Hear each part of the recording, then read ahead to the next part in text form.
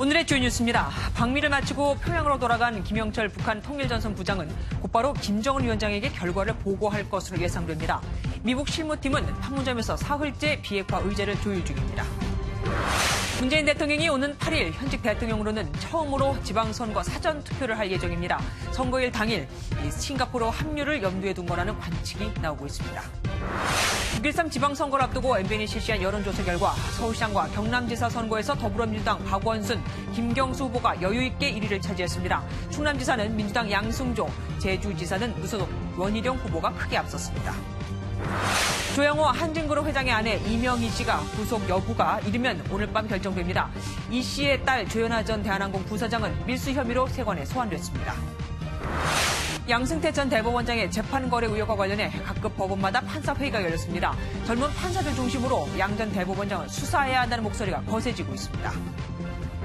용산 건물 붕괴 사고의 원인을 찾는 합동 감식이 진행됐습니다. 인근에서 아파트 신축 공사가 시작된 이후 건물에 균열이 발생했다고 거주자들은 증언하고 있습니다.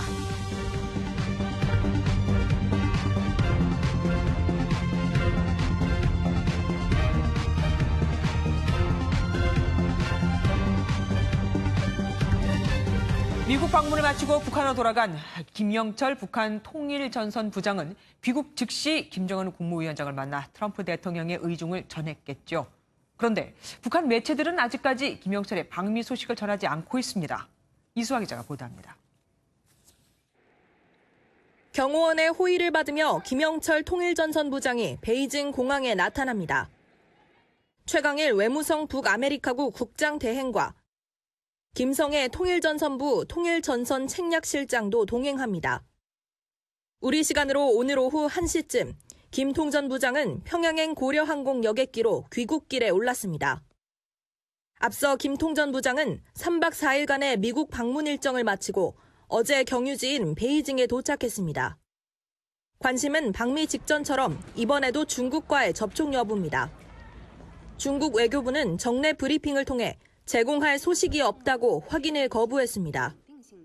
하지만 베이징 공항에서 김 통전 부장이 귀빈실이 아닌 일반실로 빠져나간 만큼 취재진을 피해 접촉했을 가능성이 있습니다. 김 통전 부장이 평양 복귀를 서두르는 데는 김정은 국무위원장이 하루빨리 트럼프 대통령의 의중을 알고 싶어 하기 때문이라는 분석이 나옵니다. 앞서 언론 접촉을 피해온 김 통전 부장은 귀국과 함께 곧바로 김정은 국무위원장에게 방미 성과 보고를 할 것으로 보입니다. 한편 북한 매체들은 아직까지 김 통전 부장의 방미 소식에 대해 일절 보도하지 않고 있습니다. 김 통전 부장으로부터 트럼프 대통령의 의중을 파악한 김정은 국무위원장이 어떤 입장을 내놓을지 관심이 쏠립니다. MBN 뉴스 이수아입니다. 미국 실무협상팀은 오늘도 판문점에서 만나 정상회담 의제를 조율했습니다. 주말에 이어 벌써 사흘째인데 트럼프 대통령이 언급한 종전선언을 논의하는 것으로 보입니다. 오지혜 기자입니다. 지난달 27일부터 서울 시내 호텔에 머물며 동선 노출을 최소화하는 성김 주 필리핀 대사. 성김 대사가 이끄는 미국 협상팀이 오늘 또 통일대교를 지나는 모습이 포착됐습니다. 협상은 90분 정도로 평균 4시간 이상씩 이뤄진 협상보다 속도감 있게 진행됐습니다. 김영철 북한 통일전선부장이 트럼프 대통령에게 친서를 전달한 지난 2일을 기점으로 큰 틀의 합의를 세부 조율하는 겁니다. There's much work left before the proposed summit. 협상에서는 비핵화 일정을 포함한 합의 문구 외에도 트럼프 대통령이 직접 언급한 종전선언 논의 가능성이 있습니다.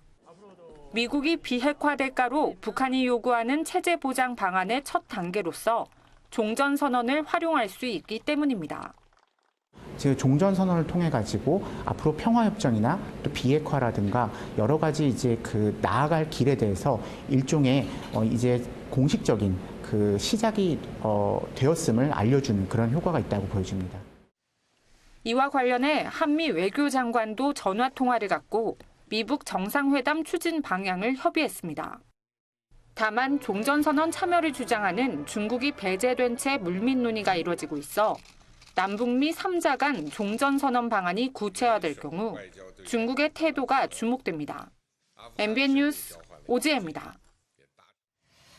문재인 대통령이 오는 8일 지방선거 사전투표를 합니다. 청와대는 아니라고 단순히 투표를 독려하는 차원이라고 하지만 싱가포르에서 남북미가 만난다면 바로 달려가기 위해 미리 준비를 하는 것이겠죠. 최종락 기자가 보도합니다. 문재인 대통령은 6월 8일 6.13 지방선거 사전투표를 할 예정입니다. 현직 대통령이 주요 선거에서 사전투표를 하는 것은 처음입니다. 지방선거 당일인 13일은 역사적인 싱가포르 미북 정상회담 다음 날입니다. 문 대통령이 합류하는 남북미 3자 정상회담이 유력한 날이기도 합니다. 청와대는 그러나 사전투표율을 높이기 위한 것이라고 선을 그었습니다. 문 대통령의 사전투표 결정은 전국 단위 선거에서 지방선거 투표율이 50%대로 낮아 사전투표를 통해 투표율을 제고하기 위한 것입니다.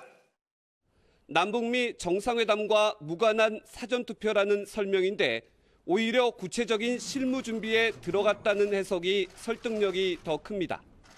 특히 남북미 3자 선언에서 종전선언을 기대하는 문 대통령이 확실한 참석 의지를 표명한 것으로 보입니다.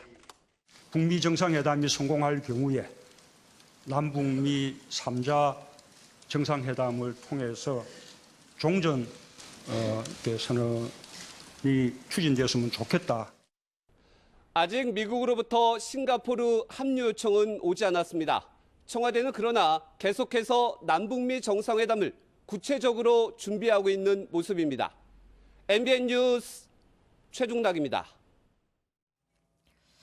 김영철 통전부장을 만난 뒤 트럼프 대통령이 많이 달라졌습니다. 면담 직후 기자들과 만나 최대의 압박이라는 말을 더는 하고 싶지 않다. 회담을 한 번에 끝낼 생각이 없다. 종전선언을 할 수도 있다고 발언을 한 건데요. 미국 언론들은 성급하다고 비난하고 있습니다. 북한 비핵화라는 다 된 밥에 재를 뿌릴 수 있다는 거죠. 김희경 기자가 보도합니다. And it's a process. It doesn't go. We're not going to go in and sign something on June 12th. We never were. We're going to start a process. And I told them today, take your time. 김영철 북한 통일전선 부장과의 면담 직후 확 바뀐 트럼프 미국 대통령의 발언을 놓고 미국 언론의 시선이 곱지 않습니다. 뉴욕타임스는 트럼프 대통령이 과거 정권의 실패를 반복하는 쪽으로 방향을 틀었다며 우려를 나타냈습니다. 김정은의 친서를 받은 뒤 활짝 웃는 사진을 놓고도 선전전에서 북한에 또 다른 승리를 안겼다는 비판도 나왔습니다. Concerned about this upcoming meeting with North Korea. I think this is a seminal meeting. I think we have to be extremely careful. And I don't think we should give anything away to these people. CNN 방송도 트럼프 대통령이 북한과의 협상에서 이란보다 약한 핵 합의를 향해 가고 있다고 우려했습니다. 워싱턴 포스트는 최대의 압박이라는 말을 더는 하고 싶지 않다는 언급에 대해서 일관성 없고 순진한 외교 정책이라고 꼬집었습니다. 하지만 일각에서는 트럼프가 보관 없이 유화 제스처를 썼겠느냐며 김정은의 결단을 유도하기 위한 전술이라는 분석도 나옵니다. Now, as we head into the negotiations, I think the president is being very realistic, and it's going to take a period of time. 실제로 트럼프 대통령의 전략이 바뀐 것인지 협상 전술의 하나인지 다가오는 미북 정상회담에서 결론 날 것으로 보입니다. MBN 뉴스 김희경입니다.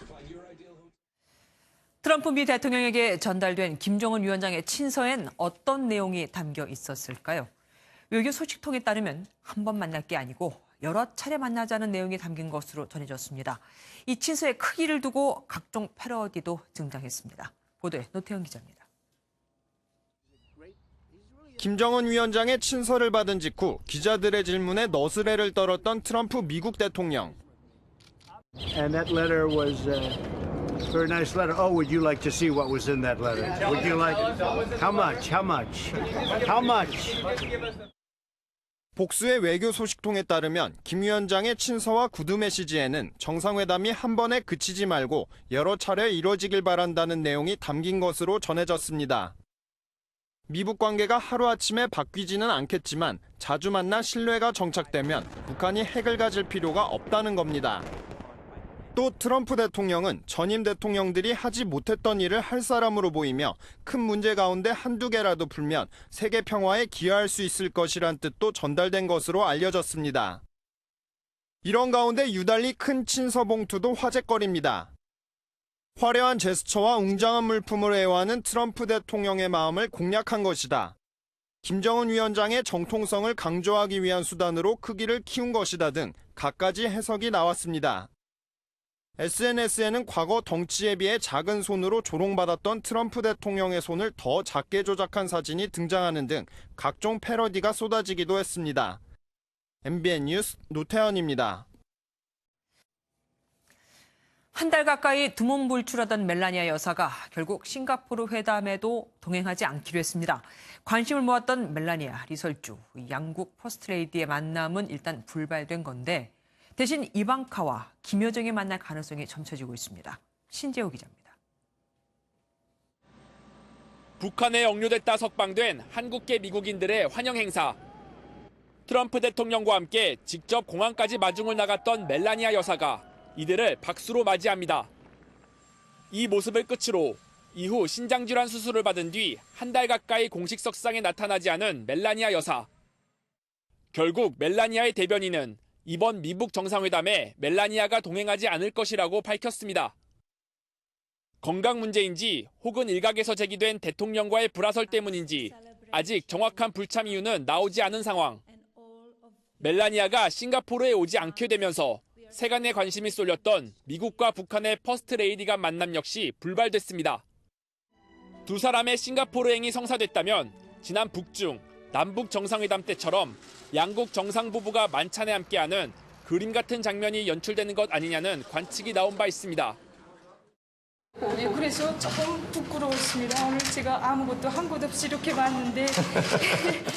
일각에선 트럼프의 딸 이방카와 김정은의 여동생 김여정이 퍼스트 레이디들을 대신해 싱가포르에서 만날 가능성도 조심스레 점치고 있습니다. MBN 뉴스 신재호입니다. 정상회담에서 오가는 내밀한 이야기를 속속들이 알고 있는 사람이 있습니다. 바로 대통령 전담 통역관이죠. 이번 미북 정상회담에선 누가 통역관으로 참석을 할까요? 김은미 기자가 알아봤습니다.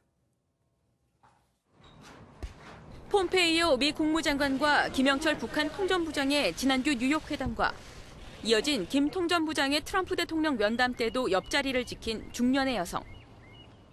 통상 닥터리로 불리는 미 국무부 소속 통역국장 이현양 씨입니다.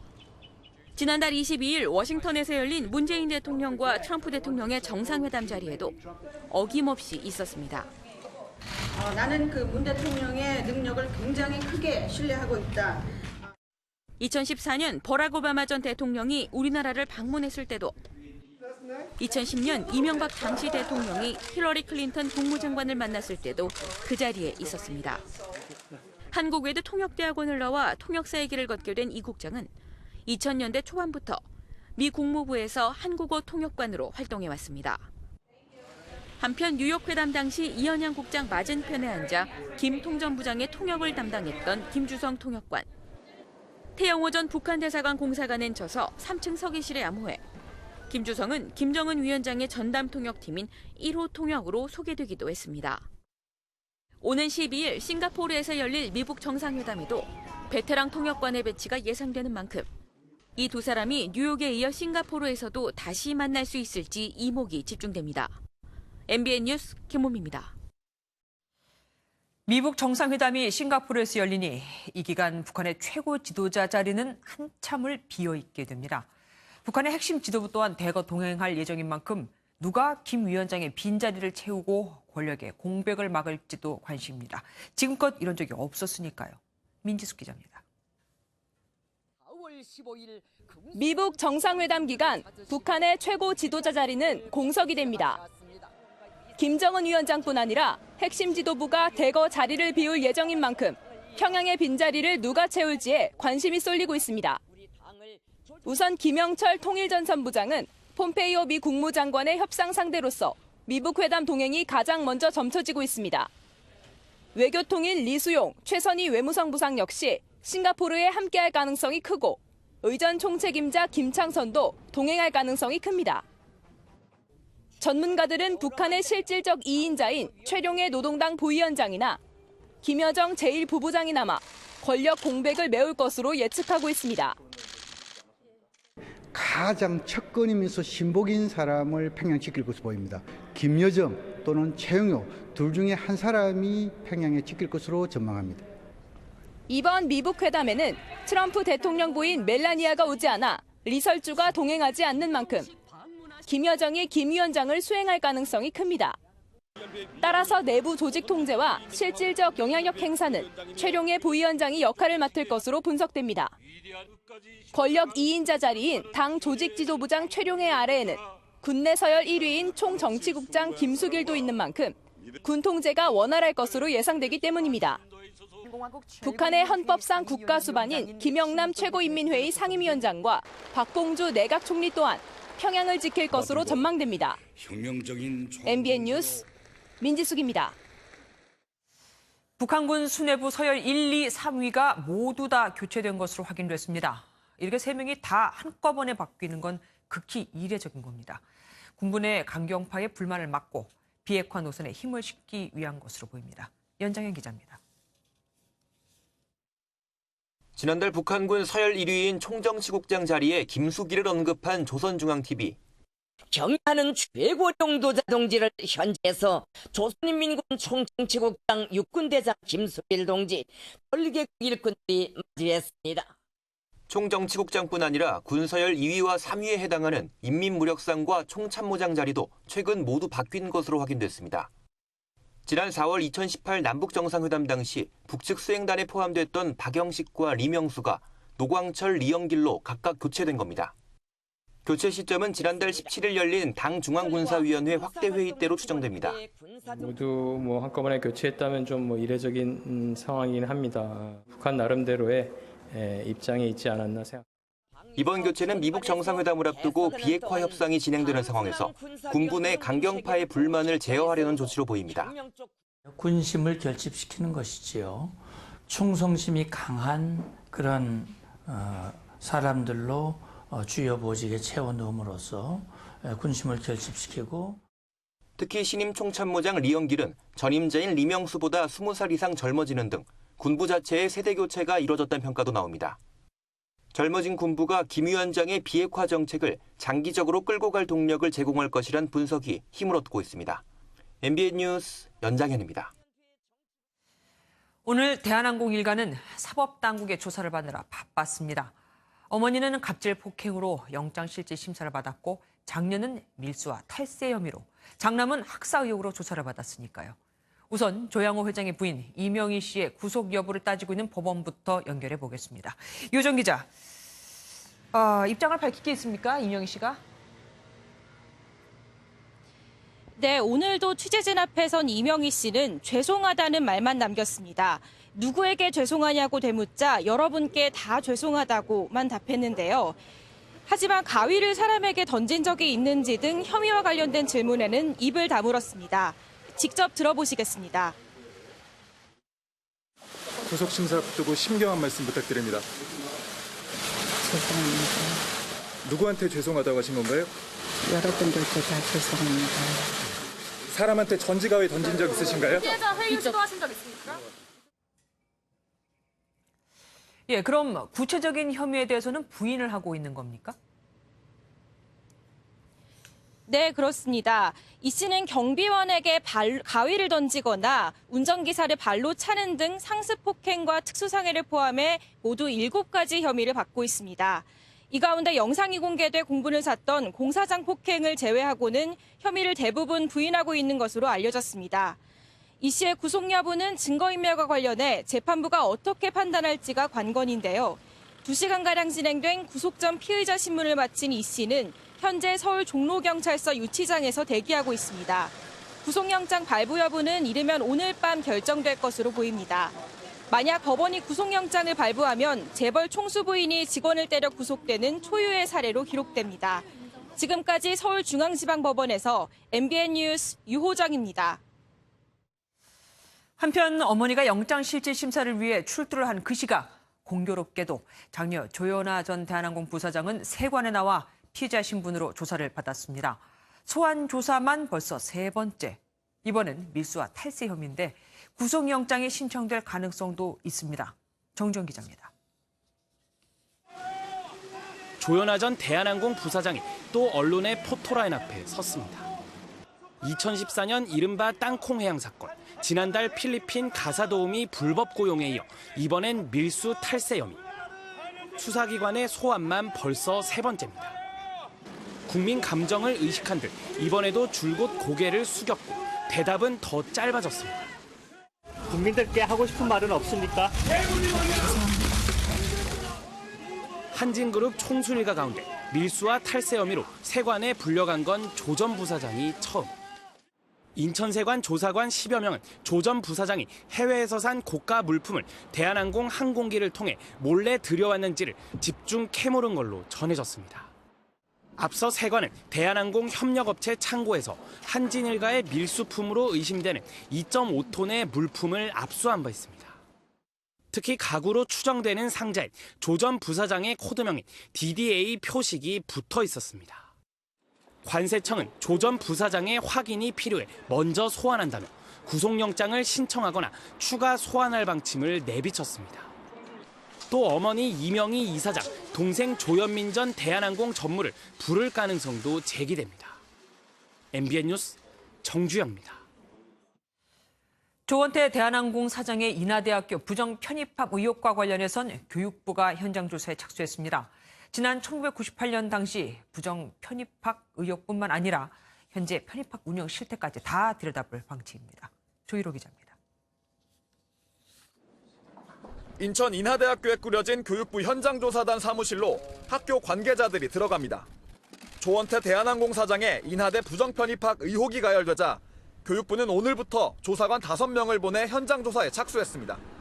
미국 2년제 대학을 다니던 조 사장은 1998년 인하대 경영학과 3학년으로 편입했는데 당시 편입학 자격 요건에 미달해 부정 편입이 아니냐는 의혹을 받아왔습니다. 교육부는 조 사장 의혹과 더불어 현재 인하대의 편입학 운영 실태에 대해서도 조사하겠다고 밝혔습니다. 관계자 면담도 필요한 사안도 있고요. 또 이제 자료가 워낙 방대하니까 이제 저희가 또 추가로 혹시 또 요구할 사항이 있을 수도 있고. 한편 오늘 오전 인하대 동문회와 시민단체 회원들은 교육부의 철저한 조사를 촉구하는 기자회견을 열고 현장조사단 사무실을 방문하기도 했습니다. 인하대 측은 교육부 조사에 대해 성실히 임하겠다고 밝혔습니다. 교육부는 내일까지 현장조사를 진행한 뒤 필요하면 조사기간을 연장할 방침입니다. MBN 뉴스 조희로입니다. 경기도 선거관리위원회가 연일 도마 위에 오르고 있습니다. 지난주엔 일부 지역에서 이재명 후보의 선거 벽보를 2장 붙이더니 이번엔 가정에 배달되는 일부 공보물에서 남경필 후보의 공보물이 빠진 겁니다. 불필요하게 오해를 받는 후보나 손해를 본 후보 모두 다 불만이겠죠. 이동석 기자입니다. 경기도 선거관리위원회가 한 가정집에 보낸 선거 공보 우편물입니다. 자세히 보니 기호 1번 더불어민주당 이재명 경기도지사 후보의 공보물이 2개나 들어있습니다. 기호 2번인 자유한국당 남경필 경기도지사 후보의 공보물이 쏙 빠진 겁니다. 선관위는 즉각 해명에 나섰습니다. 선거 공보가 후보자가 많아가지고 한 20개에서 30개 가까이 받아서 일일이 하나씩 동봉하다 보니까 또 이제 발송 과정에서 좀 실수가 있었던 것 같아요. 이게 아무래도 이제 좀 사람이 하는 일이다 보니까. 하지만 남경필 후보 측은 분노를 삭히지 못하고 있습니다. 선관위는 즉각 경위를 조사해 도민 앞에 진상을 밝히고 사과할 것을 촉구합니다. 특정 후보를 어떻게든 도와보려는 명백한 고의로밖에 볼 수 없습니다. 이재명 후보 측도 경기도 선관위의 어처구니 없는 실수가 유권자의 알 권리를 침해하고 선거의 공정성에 대한 우려마저 키우고 있다며 비판을 쏟아냈습니다. 앞서 지난 2일에도 이재명 후보의 선거 벽보를 2장이나 붙인 곳이 일부 등장하면서 부실한 선거 관리가 질타를 받았습니다. 경기도 선관위는 해당 세대의 공보물을 재발송하는 등 사태 수습에 나섰지만 비난을 피하긴 어려운 상황입니다. MBN 뉴스 이동석입니다. 6.13 지방선거를 9일 앞두고 MBN이 여론조사를 실시했습니다. 먼저 격전지로 꼽히는 서울에서는 더불어민주당의 박원순, 여야의 승부처인 경남에서도 더불어민주당의 김경수 후보가 각각 1위를 기록하며 여권 강세를 이어갔습니다. 김종민 기자가 보도합니다. 서울 시민들에게 서울시장 후보 중 누구를 지지하는지 물었습니다. 더불어민주당 박원순 후보가 52.3%를 얻어 2위 그룹과 40%포인트 가까이 격차를 벌렸습니다. 자유한국당 김문수 후보와 바른미래당 안철수 후보는 초접전 양상입니다. 야권에서 후보 단일화를 할 경우 누가 더 적합하냐는 질문에 안철수 후보 31.4%, 김문수 후보 20.3%로 안 후보가 앞섰지만 적합한 후보가 없다는 응답도 38.3%에 달했습니다. 야당의 후보 단일화를 가정한 가상 대결에서도 박원순 후보가 오차 범위 밖에서 김문수, 안철수 후보를 각각 앞섰습니다. 지방선거의 전체 승패를 가를 경남지사 선거에서도 민주당 우세가 이어졌습니다. 민주당 김경수 후보가 48.2%, 한국당 김태호 후보가 27.1%의 지지를 받는 것으로 나타났습니다.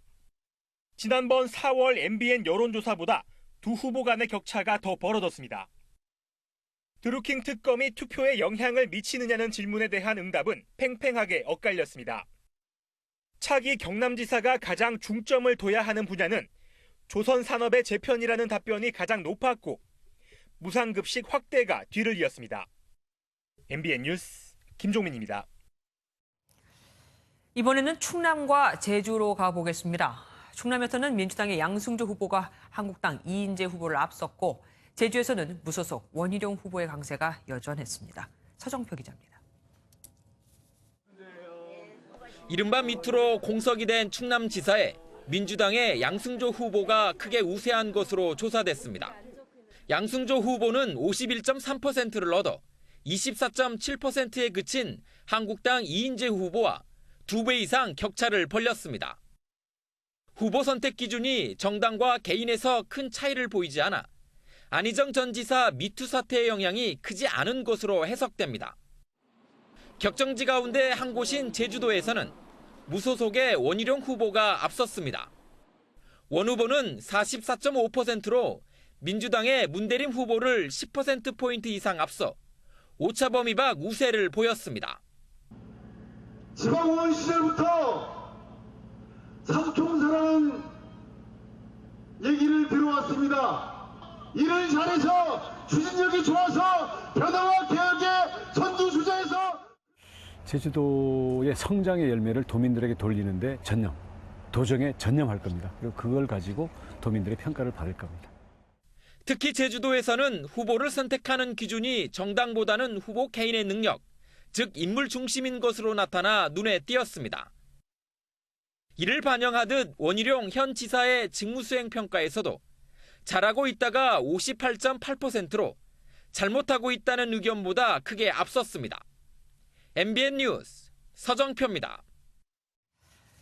양승태 대법원의 재판 거래 의혹과 관련해 법원 내부에서 검찰 수사를 촉구하는 목소리가 거셉니다. 서울중앙지법을 비롯해 전국에서 릴레이 판사회의가 열렸는데 다들 기조가 비슷합니다. 김순철 기자입니다. 오늘 서울중앙지법과 서울가정법원, 인천지법 등에서 판사회의가 잇따라 열렸습니다. 양승태 대법원의 판사 사찰과 재판 거래 의혹 등에 대한 특별조사단의 조사 결과를 놓고 내부 의견을 모은 겁니다. 서울중앙지법 단독 판사들은 성역 없는 철저한 수사를 촉구하며 향후 결과에 따라 열릴 수 있는 재판에 관해 엄정한 중립을 유지해야 한다고 밝혔습니다. 검찰 수사를 넘어 재판 가능성까지 처음 명시한 겁니다. 인천과 지방 법원 등에서도 단독 판사 회의를 열어 수사 의뢰 등 엄정 대처를 촉구했습니다. 서울가정법원 단독 배석 판사들은 수사 촉구와 특조단 조사에서 드러난 미공개 문건을 전부 공개하라고 요구했습니다.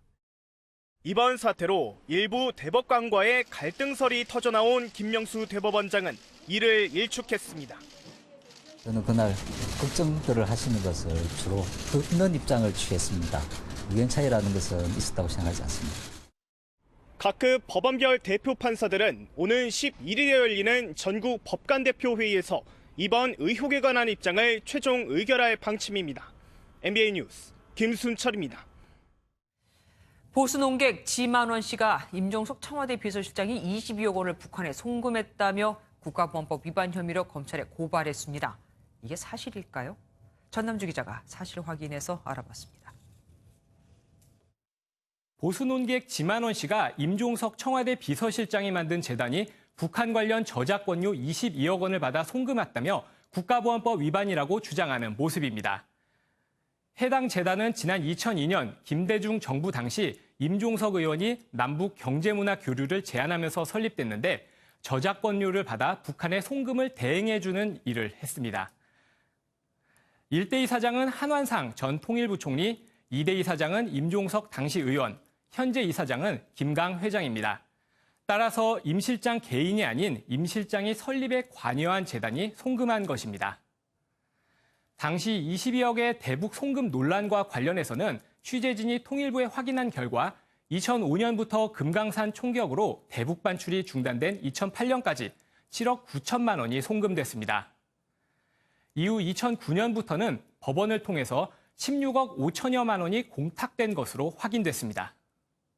마지막으로 국가보안법을 위반했느냐를 따져보겠습니다. 해당 단체는 남북교류협력법이 정한 절차에 따라 통일부의 반출 승인을 받고 송금한 것으로 확인됐습니다.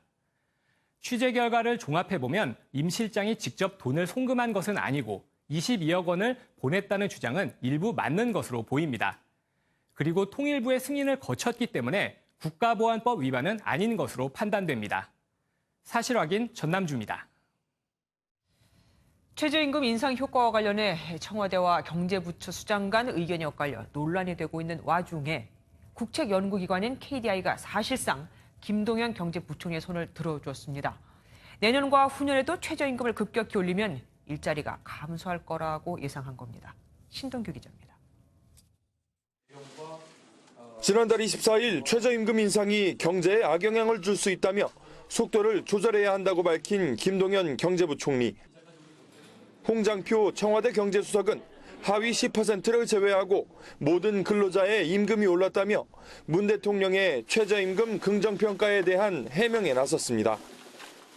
저소득층일수록 소득 증가율이 높고 작년보다 높은 소득 증가율을 보이는 것으로 정작 청와대가 근거로 내세운 통계자료는 어려움을 겪는 자영업자나 무직자를 제외한 거라는 비판이 일며 논란은 더욱 커졌습니다. 결국 국책연구기관인 KDI가 김 부총리의 힘을 실었습니다. 일자리 안정자금 지원 없이 최저임금이 연간 15%씩 오르면 내년엔 9만 6천 명, 2020년엔 14만 4천 명의 일자리가 위태로워질 수 있다고 경고한 겁니다. 앞으로도 급속한 인상이 계속된다고 하면은 고용 감소에 대한 영향이 나타날 수가 있으므로 인상 속도를 면밀하게 검토하여 청와대는 대통령의 발언이 근로자 가구를 기준으로 정확히 얘기한 것으로 언론이 확대 해석하고 있다며 기존의 입장을 고수하겠다는 뜻을 내비쳐 논란이 계속될 걸로 보입니다. MBN 뉴스 신동규입니다.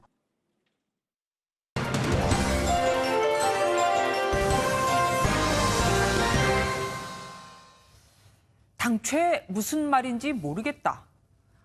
최근 문재인 대통령의 발언을 두고 나온 얘기입니다. 일주일 전엔 하위 20%의 가계소득이 줄어서 소득 분배가 악화됐다며 최저임금 인상과 소득 주도 성장 정책이 잘못 가고 있는지 반성해보자고 하더니 이틀 뒤엔 저임금 근로자의 소득이 회복돼 개인 근로소득 불평등이 개선됐다며 최저임금 인상의 긍정적 효과가 90%라고 했거든요. 청와대는 달라진 결과의 근거로 가구가 아닌 개인별 근로소득을 분석했다고 합니다. 보통 통계청의 가계소득 조사는 가구주와 배우자, 가구원의 소득을 전부 합쳐서 계산합니다. 그런데 이번 조사에선 가족 중 주부나 실직자, 취업준비생 같은 수입이 없는 사람은 다 빼고 돈을 버는 사람만 본 겁니다. 또 570만 명에 달하는 자영업자도 다 제외를 했고요. 하지만 통계청이 조사한 걸 보면 근로자 외 저소득층, 그러니까 소규모 자영업자들의 소득이 크게 줄어들었습니다. 이러니 훨씬 심해진 소득 불평등은 안 보고 좋은 것만, 내가 보고 싶은 것만 봤다고 할 수밖에요. 정부는 오늘 또 묘한 여론조사 결과를 내놨습니다. 국민이 지금의 삶에 얼마나 만족하는지 알아본 건데 10점 만점의 절반을 겨우 넘긴 6.4점. 그런데 점수를 갉아먹은 건 다름 아닌 낮은 소득과 줄어든 일자리였습니다. 정부와 국민의 생각이 왜 이렇게 다른 걸까요? 많은 국민이 반대한 4대강 사업, 10년이 지난 지금 강물은 썩고 있고 또 수백 명이 삶의 터전을 벌이게 한 댐은 완공 3년이 지나도록 물 한 번 담지 못한 채 애물단지가 되고 있습니다. 원하는 방향으로 결론을 미리 내고 끼워 맞추는 일방통행식은 과거의 답습, 전철로 가는 우를 범할 수 있습니다. 제대로 귀를 열고 솔직하고 진심으로 국민에게 다가서야 한다는 것. 집권 2년 차인 문재인 정부가 꼭 되새겨야 할 일입니다. 뉴초점이었습니다.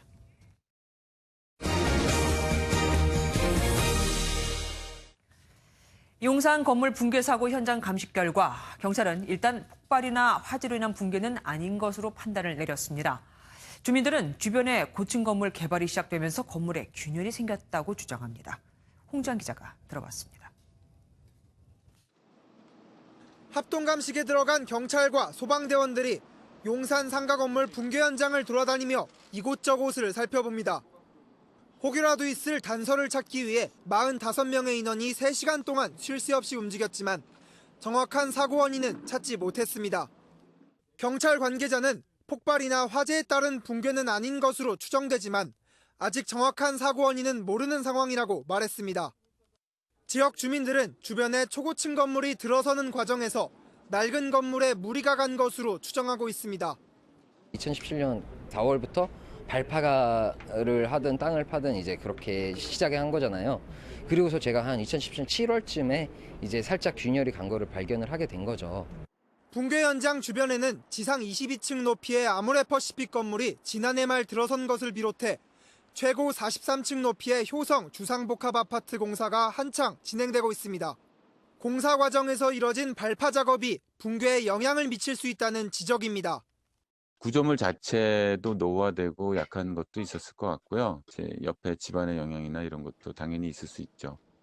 경찰은 정확한 붕괴 원인을 찾기 위해 오는 7일 2차 현장 감식을 진행할 예정입니다. MBN 뉴스 홍주환입니다. 건강과 다이어트를 앞세워 클렌즈 주스, 일명 해독 주스가 인기인데 조사 결과 일반 주스보다도 당류나 열량이 훨씬 더 많은 것으로 나타났습니다. 정수정 기자가 취재했습니다. 다이어트에 효과가 있고 해독 주스로 알려진 클렌즈 주스는 특히 젊은 여성들에게 인기입니다. 웰빙 주스고 그냥 다이어트에 도움되는 주스? 몸에 더 좋고 살도 빠지고 그럴 것 같아서. 친구들이 다이어트 할 때 많이 먹는 것 같아요. 건강을 생각해도 해독 주스를 고르지 않을까 싶어요. 이렇게 클렌즈 주스는 시럽이나 설탕 등 첨가물이 없고 몸속 독소를 배출해주는 주스로 알려져 소비자들의 90%가 건강과 체중 감량을 위해서 구입할 정도로 인기입니다. 시중에 나온 오렌지 주스와 과채 혼합 주스, 클렌즈 주스를 비교해봤습니다.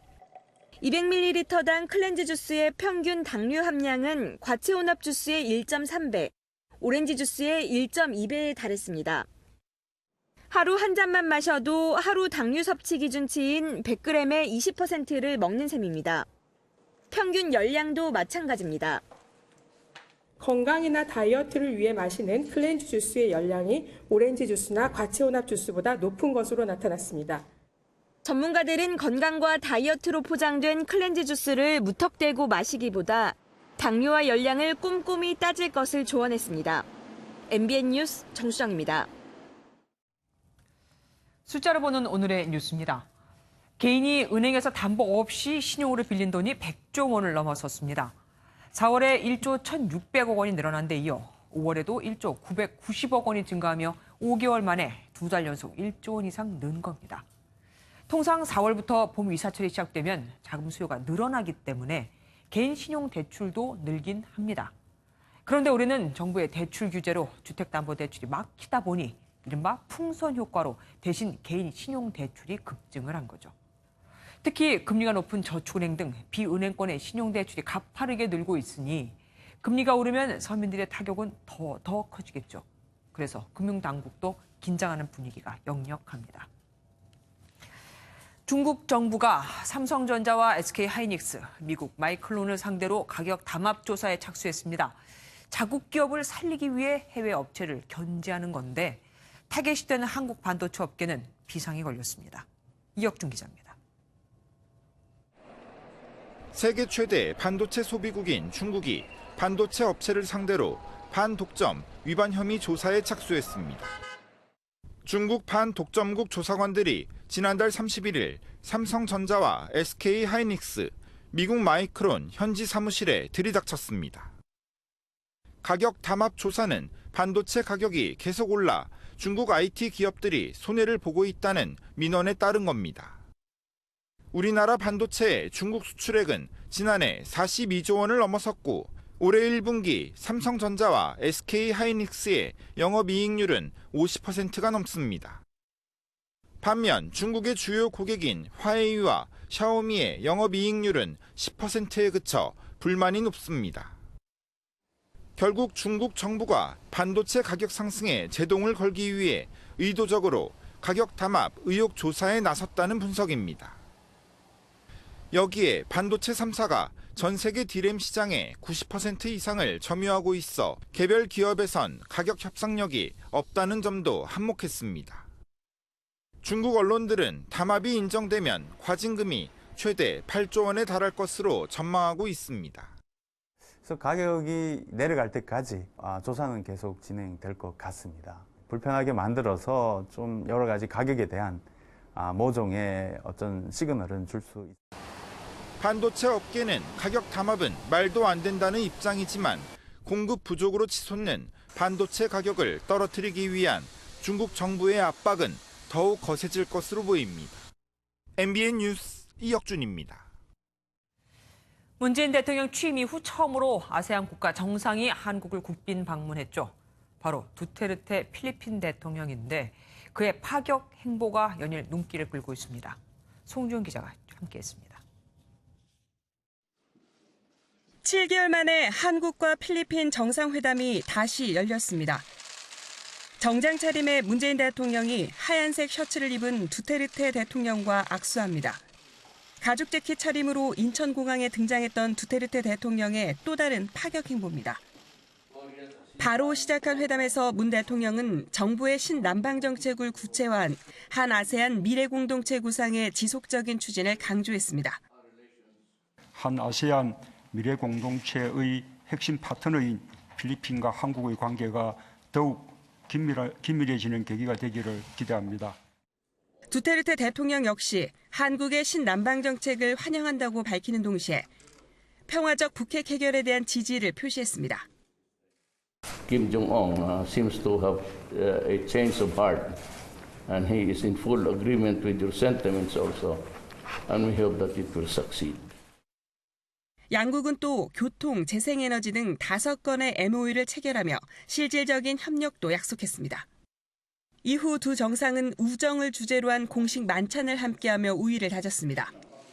한편 2박 3일 일정으로 방한한 두테르테 대통령이 어제 자국 교민 행사에서 한 여성에게 책을 선물하고 나서 키스한 사실이 알려져 현지에서는 논란이 일고 있습니다. MBN 뉴스 송정입니다. 부당 김남수 옹으로부터 뜸을 빼워 무면허 시술을 했다고 재판에 넘겨진 제자가 1심에서 무죄를 선고받았습니다. 의료 행위가 아니라는 건데 지난해 대법원은 김 옹이 실습교육에서 한 시술도 의료 행위라며 유죄를 선고했었죠. 헛갈립니다. 김효현 기자가 보도합니다. 침뜸으로 유명세를 탄 구당 김남수 옹으로부터 1년 정도 뜸을 배운 A씨. 지난 2008년 주민들과 뜸방 모임을 시작한 뒤 일주일에 한 번씩 모여 서로에게 뜸을 떠줬습니다. 물론 한의사 자격증은 없었습니다. 누군가 신고를 했고 법원은 의료법 위반 혐의를 적용해 벌금 150만 원의 약식 명령을 내렸습니다. 하지만 A씨는 불복했습니다. 푼 건데 의료법으로 처벌을 받게 되니까 이건 부당하다고. 1심 법원은 무죄를 선고했습니다. 재판부는 일반 공중의 위생에 위험을 초래한다고 보기 어렵다고 판단했습니다. 한의사협회는 강하게 반발했습니다. 뜸 시술 행위가 한의사 업무에 해당되는 만큼 무자격자의 상습적 불법 의료 행위를 무죄로 볼 수 없다고 밝혔습니다.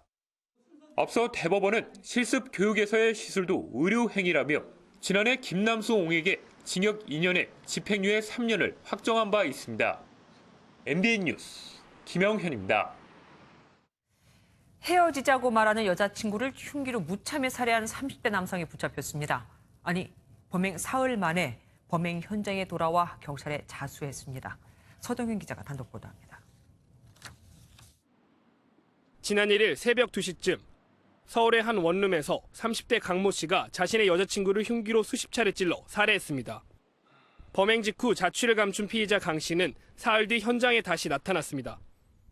강 씨는 이곳에서 살인을 저지르고 며칠 뒤 직접 신고까지 한 것으로 알려졌습니다. 이제 경찰차가 여기 또 특별시에서 나와서 이게 무슨 일이었다고. 경찰 조사에서 강 씨는 여자친구가 다른 남성을 만난다며 이별을 요구하자 홧김에 범행을 저질렀다고 진술한 것으로 전해졌습니다. 다시 여자친구 집에 돌아와 경찰에 직접 신고한 이유에 대해서는 양심의 가책을 느껴서라고 말했습니다.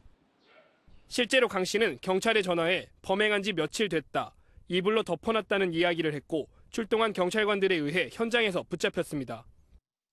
서울 중부경찰서는 강 씨를 살인 혐의로 입건하고 오늘 구속영장을 신청했습니다. MBN 뉴스 서동균입니다.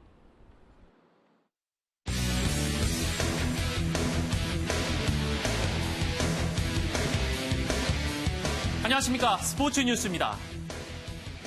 오늘은 한국 골프에서 가장 아쉬운 날로 기억될 것 같습니다. LPGA 김효주 선수와 PGA 안병훈 선수 모두 연장전에서 패 준우승에 그쳤습니다. 김동환 기자가 보도합니다. 선두 주타누 간에 6타 뒤져 출발한 김효주는 신들린 듯한 퍼팅으로 타수를 줄여나갔습니다. 15m가 넘는 퍼팅도 쏙쏙 홀컵에 집어넣으며 버디만 5개를 잡았습니다. 반면 주타누가는 10번 홀 트리플 보기를 범하며 뒷걸음쳤고 18번 홀 맞췄을 때 둘의 타수 차이는 사라졌습니다. 14번 홀과 18번 홀 합산 성적으로 승부를 가리는 1차 연장. 김효주는 14번 홀 긴 버디 퍼팅에 성공하며 파에 그친 주타누간에 앞섰지만 18번 홀에서 벙커에 빠져 보기를 범하는 바람에 무승부가 됐습니다. 다시 돌아간 14번 홀에선 둘 다 파 세이브했고 18번 홀 재대결에서 김효주가 보기를 범해 결국 다 잡은 메이저 대회 우승컵을 내줬습니다. 하지만 2년 5개월의 긴 슬럼프에 빠졌던 골프 천재의 부활을 알리기에 충분했습니다. 이에 앞서 미국 남자 프로골프 투어의 안병훈도 아깝게 대역전 드라마를 완성하지 못했습니다. 마지막 날 버디 5개를 잡는 뒷심으로 2타 차이를 만회하고 5위에서 공동선두로 올라섰지만 2차 연장에서 디셴보에게 무릎을 꿇었습니다. 데뷔 후 2번의 연장전을 모두 진 안병훈은 첫 우승 기회를 다음으로 미뤘습니다. MBN 뉴스 김동환입니다. 프로야구 통산 896승, 베이징 올림픽 금메달에 빛났던 NC 김경문 감독이 성적 부진을 이유로 사임했습니다. 뚝심 야구로 불리며 숱한 감동을 준 김 감독의 퇴진에 많은 야구인이 아쉬움을 나타냈습니다. 강영호 기자가 보도합니다. 뚝심 야구 김경문 감독이 한국 야구에 남긴 발자취는 컸습니다. 2003년 두산에서 잡은 프로야구 첫 지휘봉.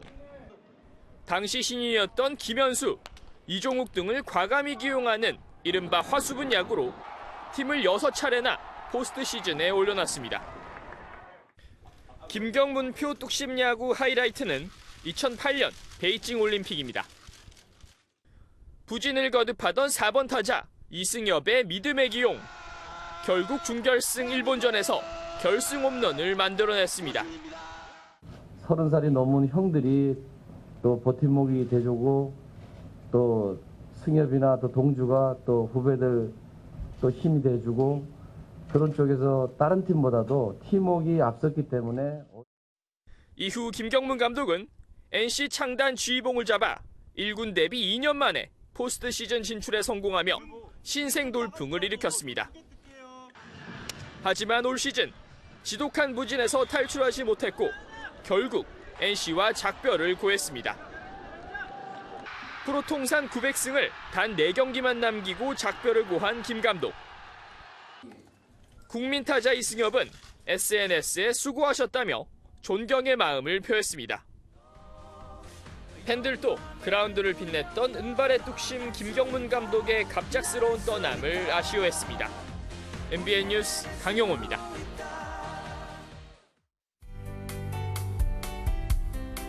오늘 전국에 구름이 많이 지난 가운데 저녁까지 소나기 오는 곳이 있었습니다. 내일은 남부지방을 중심으로 이르게 찾아온 여름 더위를 식혀줄 비가 내리겠는데요. 내일 오후까지 제주 10에서 40, 경남과 전남의 5에서 20, 전북과 경북 남부지방을 중심으로는 5mm 안팎의 약한 비가 내리겠습니다. 중부지방도 내일 새벽부터 아침 사이에 산발적으로 빗방울이 떨어지는 곳이 있겠습니다. 30도를 웃도는 더위는 주춤해졌습니다. 내일 서울은 낮 기온 28도로 오늘과 비슷하겠고 남부지방은 비가 내리면서 광주의 낮 기온이 23도에 머물며 오늘과 달리 기온이 큰 폭으로 내려가겠습니다. 내일 중부지방 흐린 날씨가 예상되는 가운데 서울의 아침 기온은 19도, 춘천은 17도에서 출발하며 오늘과 비슷하겠습니다.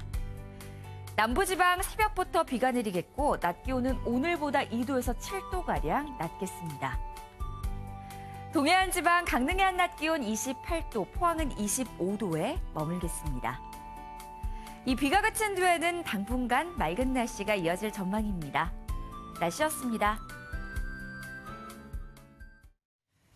뉴스팔이 선정한 이 한 장의 사진입니다. 트럭이 비싼 독일제 외제차와 부딪혔습니다. 이때 외제차 운전자의 한마디. 물티슈 있으세요? 그냥 닦고 가려는 거죠. 그리고는 미안해하는 가해자에게 캔커피 한 잔 사주시고 비슷한 사고가 나면 당신도 저처럼 관용을 베풀어 주세요라고 했답니다. 가벼운 접촉사고에 피해 운전자는 목부터 잡고 상대방은 큰 소리부터 치고 보는 경우가 허다한 요즘 이 아름다운 얘기가 릴레이같이 우리에게 계속해서 이어지기를 기대해 보겠습니다. 뉴스팔 여기서 마치겠습니다. 함께해 주신 여러분 고맙습니다.